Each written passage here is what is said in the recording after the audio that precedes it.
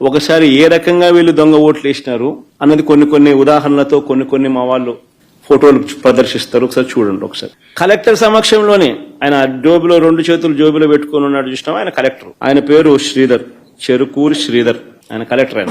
ఆయన సమక్షంలోనే ఆ ఫోటోలో కనపడుతున్నారు చూసినామా, వాళ్ళు దొంగ ఓట్లు వేస్తున్నారు. జమ్మలమడుగు నియోజకవర్గానికి చెందిన దస్తగిరి అనే ఒకడు, సందీప్ కుమార్ అనే ఒకడు తెలుగుదేశం పార్టీకి సంబంధించిన కార్యకర్తలు, ఫోటోలతో సహా. సరే, ఇంకో ఫోటో చూద్దామా. జమ్మలమడుగు నియోజకవర్గానికి సంబంధించిన మనిషి, ప్రకాశం పేరు, మరి ఆయనకు సంబంధించిన వివరాలు అయ్యి. తర్వాత నెక్స్ట్ జనార్దన్ రెడ్డి, ద్వారకచర్ల, ఈయన జమ్మలమడుగు నియోజకవర్గం, నల్లపేటపల్లె, ఆయనకు సంబంధించిన వివరాలు అయ్యి. ఇంకొకడు పొన్న తోట మల్లికార్జున, చంద్రబాబు నాయుడుతో మంచి పోజిస్తున్నాడు చూడండి, జిల్లా రైతు ప్రధాన కార్యదర్శి, ఆయన market yard vice chairman, Jammalamadugu నియోజకవర్గం. నా పులేందల్లో నల్లపేటపల్లిలో వీళ్ళు వచ్చి ఓట్లు వేస్తున్నారు. ఇంకొకరు మారెడ్డి చిన్న పుల్లారెడ్డి, టీడీపీ సర్పంచ్, కర్మలవారిపల్లె గ్రామం, మైలవరం మండలం, జమ్మలమడుగు నియోజకవర్గం. నాగేశ్వర రెడ్డి, ఈయన జమ్మలమడుగు నియోజకవర్గం. ఆయన చంద్రబాబు నాయుడు, ఆయన పోజు, ఆయన కథ.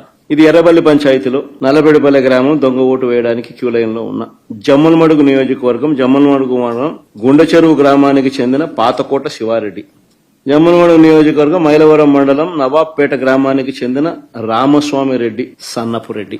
జమ్మలమడుగు నియోజకవర్గం, పెద్దమడియం మండలం, భీమగుండం గ్రామానికి చెందిన కొత్తపల్లి రాజగోపాల్. హనుమంతగిరి గ్రామానికి చెందిన బోయిన బాలుగ్రామ్. కమ్మలదిన్న గ్రామానికి చెందిన మంత్రి కుల్లాయప్ప అని పేరు. ఇది భలే ఆశ్చర్యం. రీపోలింగ్ జరుగుతుంది.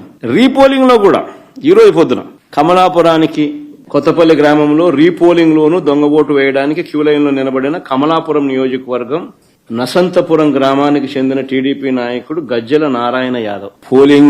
పోలింగ్ బూతుల్లో ఏజెంట్లు లేరు, వైఎస్ఆర్సీపీకి సంబంధించిన యథేచ్ఛగా దొంగోట్లు.